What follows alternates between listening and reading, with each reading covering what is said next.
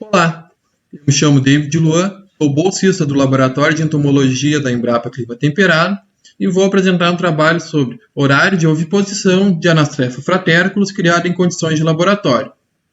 O trabalho foi realizado junto com os demais colaboradores e com a orientação do professor Dori Nava. O Brasil é um país com grande potencial para o cultivo de frutas, e isso se deve a condições climáticas favoráveis e também a áreas disponíveis para o cultivo. Somos o terceiro maior produtor de frutas, ficando atrás apenas da China e da Índia. Porém, um grande obstáculo para a produção são as moscas das frutas, que causam um prejuízo estimado em 180 milhões de reais por ano.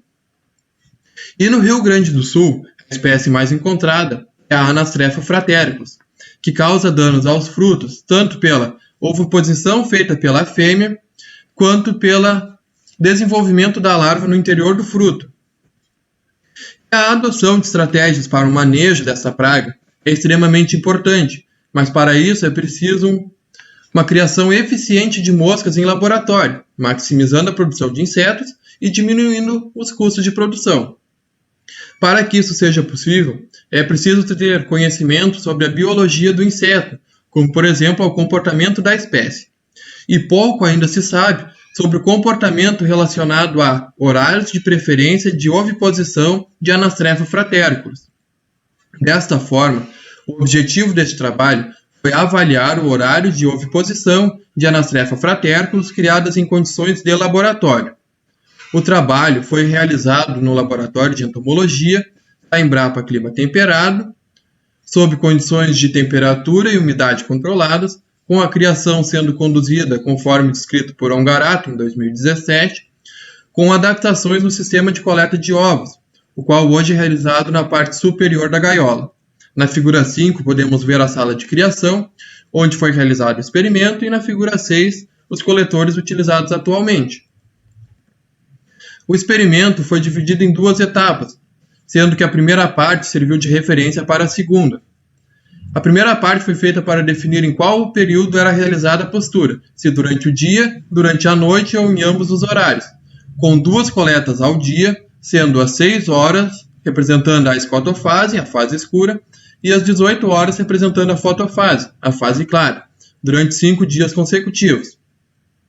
E a segunda parte foi feita para verificar em qual horário da fotofase que ocorria a oviposição, com 4 coletas por dia, sendo às 9, às 12, às 15 e às 18 horas, durante 11 dias consecutivos. O experimento foi realizado em delineamento inteiramente casualizado, com 2 e 4 tratamentos respectivamente, e os dados, volume de ovos, foram feitas análises de variância e as médias comparadas pelo teste Tuckey a 5%. A mensuração dos ovos foi feita utilizando uma proveta graduada, onde 1 ml de ovo correspondia a 20.600 ovos. Os resultados obtidos na primeira parte nos mostraram que a maior oviposição ocorria durante a fotofase, sendo 2,34 ml de média neste período. E este comportamento foi semelhante aos já encontrados por Almeida em 2008, utilizando a espécie Anastrefa zenilde, que verificou que o horário de pico de postura dessa espécie era de 4 a 6 horas após o início da fotofase. Já os resultados da segunda parte, foi possível verificar a diferença estatística entre os períodos de 9 horas e 1 minuto até as 12 horas e também de 15 horas e 1 minuto até as 18 horas, sendo que foi possível ver que a maior postura ocorria neste período, de 9 horas e 1 minuto até as 12 horas, sendo 1,10 ml em média neste período. Não foi possível verificar a diferença estatística entre os demais horários avaliados. Com base nos resultados obtidos, pode-se concluir que a maior concentração de postura ocorre de 3 a 6 horas após o início da fotofase, correspondendo ao intervalo entre 9 horas e 1 minuto até o meio-dia. Essas foram as referências utilizadas. Eu gostaria de agradecer à Embrapa Clima Temperado, Universidade Federal de Pelotas e, em especial, ao CNPq pela concessão da bolsa. Obrigado a todos pela atenção.